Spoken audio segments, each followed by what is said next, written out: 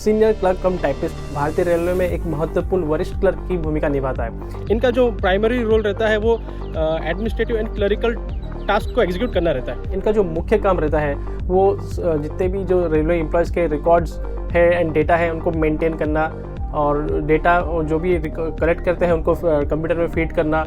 इसके अलावा जो भी इनके जो सीनियर है चीफ ओएस उनके इंस्ट्रक्शन पर काम करना, ये सारी चीज़ें इनके वर्क प्रोफाइल में शामिल है। दोस्तों, मैं आपसे प्रॉमिस करता हूँ इस जितना डिटेल में मैं इस वीडियो में आपको बताऊँगा सीनियर क्लर्क कम टाइपिस्ट के बारे में, उतना कोई भी यूट्यूबर ने नहीं बताया होगा। अब बात करते हैं सीनियर क्लर्क कम टाइपिस्ट कैसे बने। देखिए, इनका जो एलिजिबिलिटी है वो आपके पास डिग्री होना चाहिए किसी भी गवर्नमेंट रिकॉग्नाइज्ड यूनिवर्सिटी से। इसके अलावा आपका मिनिमम एज 18 होना चाहिए, मैक्स एज आपका 30 होना चाहिए। लेकिन जिनके पास कैटेगरी है, जो भी कैटेगरी से बिलोंग करते हैं, उनको उस अपने कैटेगरी के हिसाब से आपको एज रिलैक्सेशन मिलेगा। तो सीनियर क्लर्क कम टाइपिस्ट बनते कैसे? आइदर जो ग्रुप डी से एम्प्लॉय रहते हैं वो डिपार्टमेंटल एग्जाम जैसे जीडीसी दे के इस पोस्ट में आते हैं। इसके अलावा जो कंपैशनेट ग्राउंड से बिलोंग करते हैं वो भी इसमें आते हैं। एंड जो आखिरी है जो आरआरबी एनटीपीसी के डायरेक्ट रिक्रूटमेंट के थ्रू आते हैं। हम इस बारे में बात करेंगे। तो वैकेंसी जब आती है तो आरआरबी के ऑफिशियल वेबसाइट में इसका नोटिफिकेशन आता है। फॉर्म फिलअप करने के बाद आपको जब एग्ज़ाम होगा तो आपको CBT 1 और CBT 2 ये दोनों रिटर्न एग्ज़ाम जो है कंप्यूटर बेस्ड आपको क्लियर करना होगा। इसके अलावा आपको फिर सक्सेसफुली पास होने के बाद आपको एक टाइपिंग टेस्ट देना पड़ेगा। ठीक है, तो ये टाइपिंग टेस्ट भी पास होना ज़रूरी है, क्वालिफाइंग इन नेचर है। तो इसमें आपको आइदर हिंदी या इंग्लिश में आपको टाइपिंग आपकी अच्छी होनी चाहिए। अगर आप हिंदी में चूज़ करते हो तो आपको 25 वर्ड पर मिनट, एंड अगर आप इंग्लिश में चूज़ करते हो आपको 30 वर्ड्स पर मिनट आपका स्पीड होना चाहिए, जो कि आपको 10 मिनट में अटैम्प्ट करना है। तो आपका ये पास होना आपके लिए ज़रूरी है, तभी जाके आप मेरिट में आ पाओगे। ये सक्सेसफुली कंप्लीट होने के बाद फिर आपको आपका document verification followed by medical examination आपका लिया जाएगा। तो ये सारे स्टेजेस कंप्लीट होने के बाद आपको पोस्टिंग मिलती है। चलिए अब बात करते हैं मेडिकल स्टैंडर्ड के बारे में। जो सीनियर क्लर्क कम टाइपिस्ट का मेडिकल स्टैंडर्ड रहता है वो है C2। C2 रेलवे में सबसे आसान जो मेडिकल एग्जाम रहता है उसका ये लेवल है। तो इसमें डॉक्टर मुख्यतः से क्या देखते हैं? दो चीज़ें देखते हैं। एक तो बंदा फिजिकली फिट होना चाहिए। फिजिकली फिट मतलब क्या है? जैसे कि नॉर्मल जो बंदा घूमता फिरता हो, आराम से चल फिर घूम सकता है, जो नॉर्मल रहता है उसे फिजिकली फिट माना जाता है। दूसरा विजन जो आपका 6/12 रहना चाहिए विथ और विदाउट ग्लासेस। ठीक है, तो अक्सर इसमें ये भी पूछते हैं कि सर हमको कलर ब्लाइंडनेस है तो चलेगा क्या? जी बिल्कुल, ये C2 कैटेगरी में जिनका भी मेडिकल स्टैंडर्ड है, जितने भी पोस्ट है इसमें आते हैं, उनका कलर ब्लाइंडनेस चलता है। मेडिकली सक्सेसफुली कंप्लीट होने के बाद आपका जो फाइनल मेरिट जब आ जाएगा आपको ट्रेनिंग में भेजा जाता है। तो ट्रेनिंग प्लेस एंड पीरियड के बारे में बात करते हैं अभी। तो इनका जो ट्रेनिंग डे रहता है, टोटल पीरियड वो 21 डेज़ का रहता है और ये ZRTI में होता है। और आपको इसमें स्टाइफेंड मिलता है सैलरी के रूप में, जो कि है 41,000 प्लस आपको स्टाइफेंड मिलता है इसमें। तो ये अपने मंथ के हिसाब से आपको कैलकुलेट कीजिएगा। इसमें आपका यूनिफॉर्म कुछ तो इसमें रहता नहीं है, इनका फॉर्मल आपको ड्रेस पहनना रहता है। कुछ बच्चे ये भी पूछते हैं कि ट्रेनिंग का लैंग्वेज क्या होगा और हमें ट्रेनिंग के दौरान छुट्टी मिलेगी कि नहीं, ट्रेनिंग में किस हिसाब से कैंडिडेट्स को भेजते हैं। तो इनके बारे कितने सारे क्वेश्चंस हैं, इनके बारे में मैंने Q&A बनाया है, मैं आपको लिंक में दे दूंगा, आप वो देखिएगा, वो काफ़ी हेल्पफुल रहेगा आपके लिए। जो सीनियर क्लर्क कम टाइपिस्ट है मोस्ट प्रोबेबली इनकी posting X and Y cities में ही होगी ज़्यादातर। क्योंकि वो ऐसा क्यों है मैं आपको आगे बताता हूँ।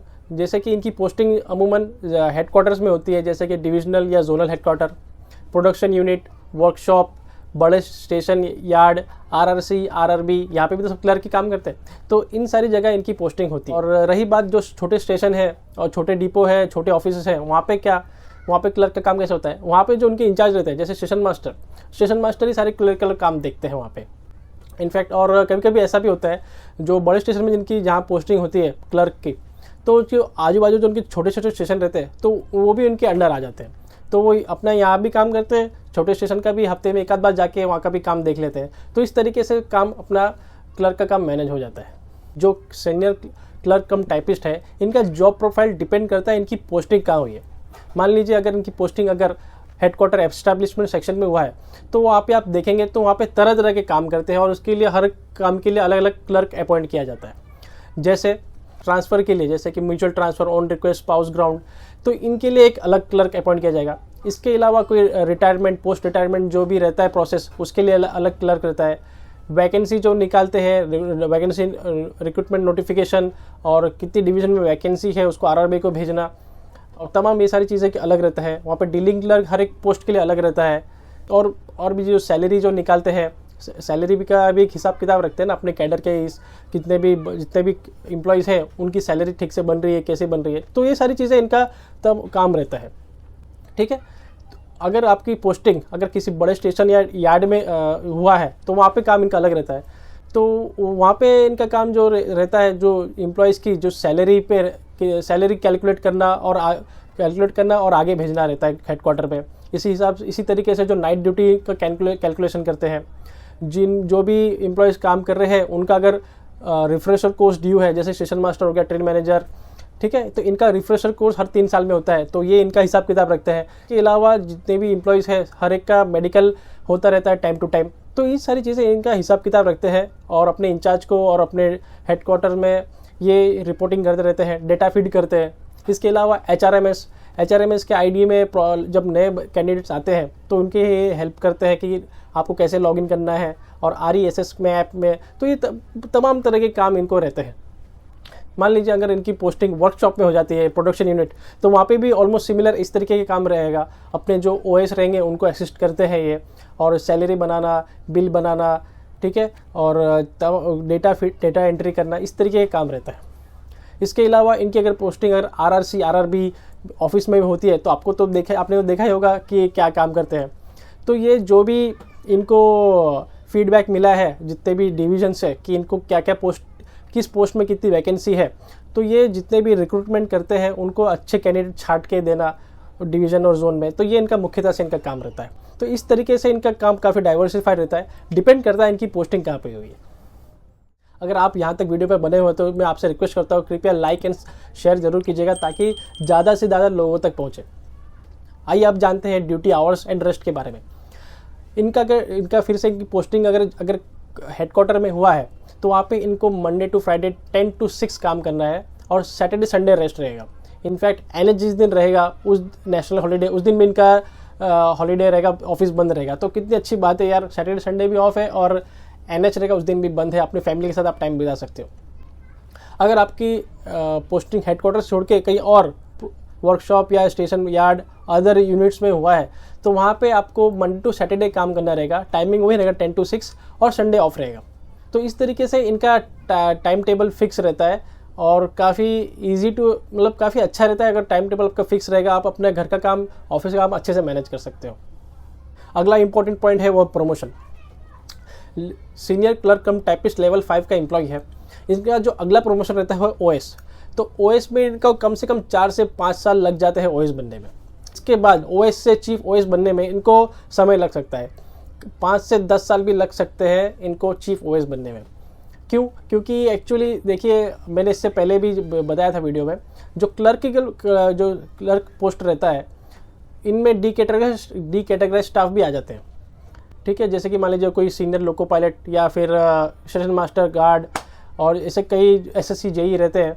ये जब डी कैटेगराइज हो जाते हैं, इनका डी कैटेगराइज किया, आँख का ऑपरेशन हो गया, हार्ट बाईपास हो गया या फिर ये विकलांग हो गया किसी वजह से, तो इनको एक लाइट जॉब दे दिया जाता है क्लरिकल। तो अभी होते तो सीनियर है तो इनको जूनियर सीनियर क्लर्क तो नहीं बनेंगे, सीधा OS या चीफ OS पोस्ट में आते हैं। तो इस कारण जो सीनियर क्लर्क रहते हैं कभी कभार इनका प्रमोशन OS में आ जाने के बाद चीफ OS में जाने में इनको समय लगता है, क्योंकि ऑलरेडी जो चीफ OS की वैकेंसी थी उसमें डी कैटेगराइज स्टाफ के आ जाने की वजह से फिलअप हो जाती है। तो कभी कभार ऐसी दिक्कत आती है। और ये जो मैंने ईयर्स बताया है प्रमोशन के, ये फिक्स नहीं है, ये डिवीज़न टू डिवीज़न डिफर करेगा।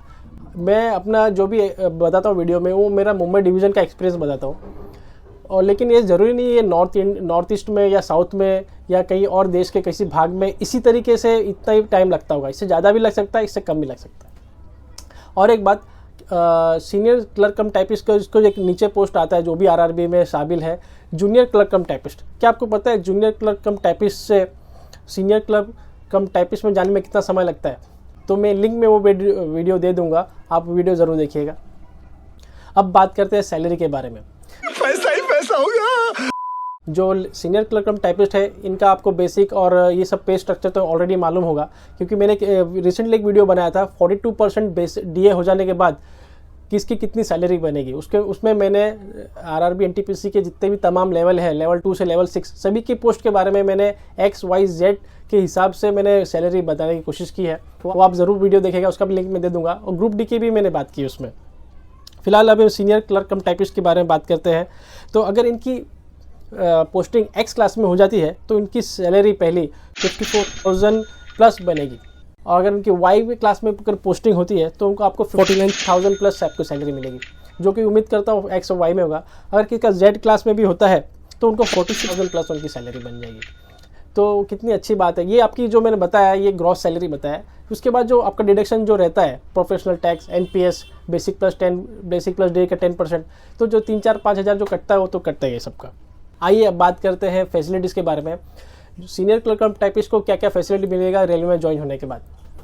जो पहला आपको फैसिलिटी की बात करता हूँ वो है पास। जी, पास तो इम्पोर्टेंट है, सभी रेलवे एम्प्लॉयज़ को यार मिलता है। तो इन्हें जो मिलता है वो साल में आपको एक 3 टायर AC का पास और 4 PTO मिलेगा आपको।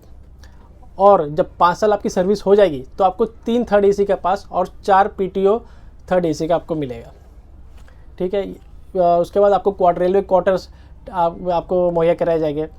सीनियर क्लर्क जो कम टाइपिस्ट है वो लेवल 5 का एम्प्लॉय है, तो इसलिए इनको टाइप 3 के क्वार्टर्स इनको ऑप्शन रहेगा इनको लेने के लिए। ठीक है। इसके अलावा आपको एजुकेशन अलाउंस बच्चों के लिए जो रहता है पर चाइल्ड 27,000 आपको दिया जाता है एजुकेशन अलाउंस, और ये 2 चाइल्ड तक अलाउ करती है रेलवे। इसके अलावा आपको फैसिलिटीज़ मिलती है मेडिकल फैसिलिटीज़। जी, आपको सर्दी से लेकर ज़ुकाम तक जो भी आपको बड़ी सी बीमारी जो रहेगी, अगर आपको, मैं दुआ करता किसी को ना हो, कभी ज़रूरत ना पड़े आपको दवाखाना जाने के लिए, लेकिन अगर आपको कुछ ऐसा हुआ, आपके स्पाउस और आपके 2 बच्चे, उनके लिए मेडिकल ट्रीटमेंट बिल्कुल फ्री है। ठीक है। और जो पास एंड PTO को जो अक्सर डाउट होता है सर पास और PTO में क्या फ़र्क है, इसके लिए मैंने ऑलरेडी एक वीडियो बनाया था कि रेलवे एम्प्लॉयज़ को क्या क्या फैसिलिटीज़ मिलती है। उसमें मैंने करीब 18 से 20 फैसिलिटीज़ के बारे में बात की है। उसमें ये भी बताया कि इन दोनों में डिफरेंस क्या है। ठीक है। तो आप इस ज़रूर देखिएगा, काफ़ी इन्फॉर्मेटिव वीडियो है। अब मैं आगे बताऊंगा ट्रांसफ़र के बारे में। जी, तो हर जैसे कि स्टेशन मास्टर और ये जितने भी ऐसे एम्प्लॉय रहते हैं लेवल 6 के कमर्शियल अप्रेंटिस, इनका हर 4-5 साल में ट्रांसफ़र हो जाता है। तो क्लर्क में भी जो है इनका भी 4 से 5 साल बाद, अगर एक स्टेशन में है तो दूसरे स्टेशन में, और दूसरे एक डिपो में तो यार दूसरे डिपो में ट्रांसफ़र होता है। और रही बात जो हेडक्वार्टर में, उनका क्या होता है, उनको क्या हेडक्वार्टर छोड़ना पड़ता है? जी नहीं, उनका ऐसा होता है जो अगर जिस सेक्शन में काम कर रहे हैं, मान लीजिए वो अभी रिटायरमेंट सेक्शन में काम कर रहे हैं, तो उनको फिर चेंज करके सैलरी में दे देंगे। ठीक है। अगर सैलरी में जो काम कर रहे हैं DAR सेक्शन में दे देंगे। तो इस तरीके से इनका जो टेबल चेंज होता रहता है, ऑफिस तो वही रहेगा। तो ये भी एक अच्छी बात है कि उनको कहीं ऑफिस अपना चेंज नहीं करना पड़ता है। तो इस तरीके से इनका ट्रांसफ़र होता है। और जिन भी कैंडिडेट्स को ग्रुप B गैजेटेड ऑफिसर बनने में इंटरेस्ट है, तो आप सीनियर क्लर्क कम टाइपिस्ट से भी आप ऑफिसर बन सकते हो। जो ऑफिसर इसमें जो बनते हैं वो APO। जी, जब आप OS में बन जाएंगे तो OS में जो लेवल 6 का जो एम्प्लॉय है 42 ग्रेड पे, उसमें आपको मिनिमम 5 साल आपका कंटिन्यूस सर्विस होना चाहिए। उसके बाद आप एलिजिबल होंगे APO एग्ज़ाम में अपेयर करने के लिए। तो ये APO का एग्ज़ाम हार्ड, ये भी इतना इजी नहीं होता, क्योंकि वैकेंसी 1-2 निकलता है और 2-3 साल में एक बार ये अपॉर्चुनिटी मिलता है। ठीक है। तो आपका 5 साल कंप्लीट होना चाहिए, उसके बाद आप इसमें अपेयर कर सकते हो। इसमें आप APO बन जाने के बाद आप इसमें DPO तक जा सकते हो। तो इसमें फ़र्क आपको ये आएगा कि आप तो सैलरी आपको डेफिनेटली आपको 42 से सीधा 48 बन जाएगा, और ग्रेड पे में चले जाओगे लेवल 8। उसके बाद आपके इनके जो ऑफिसर्स रहते हैं, इनके क्वार्टर्स अलग रहते हैं, इनकी पास फैसिलिटीज़ अलग रहती है। तो ये सारी चीज़ इसमें शामिल रहती है। अब बात करते हैं हम merit and demerit of senior clerk come typist के बारे में। अभी आप सोच रहे हैं कि डीमेरिट क्या है इसमें। ठीक है। तो इसमें ऐसा देखा जाए तो ऐसा सच कोई डीमेरिट बड़ा नहीं है, ये अच्छा ही पोस्ट है। और अगर तो इस हिसाब से मैं पहला डीमेरिट की बात करूँ तो इसमें कंपेरेटिवली जो लेवल 5 में जो सीनियर कमर्शियल कम टिकट क्लर्क है उनसे तो कम ही सैलरी आती है। क्यों ना, इसमें नाइट ड्यूटी रहता है, OT का तो सवाल ही नहीं। NH में अगर आपकी हेडक्वार्टर में पोस्टिंग है तो आपको NH भी नहीं मिलेगा। दूसरा, इसमें जो ये पोस्ट है ये डिसेंट रेस्पेक्ट है इसमें। ठीक है।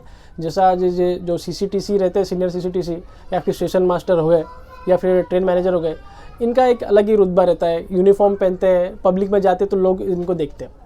और ये भाई साहब जो रहते हैं सीनियर क्लर्क, ये कहीं भी जाए घूमे, इनको किसी को कोई फ़र्क नहीं पड़ता है।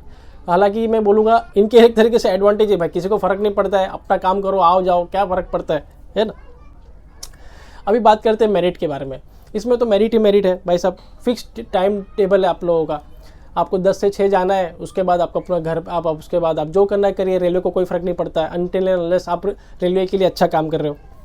दूसरा, इनका रेस्ट फिक्स रहता है, संडे ऑफ रहता है, हेडक्वार्टर पर तो सैटरडे संडे दोनों ऑफ रहता है।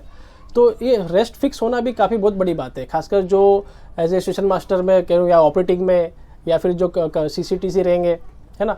तो इनका जो रेस्ट फिक्स नहीं रहता है, शिफ्ट में काम करते इसलिए रेस्ट भी चेंज होता रहता है।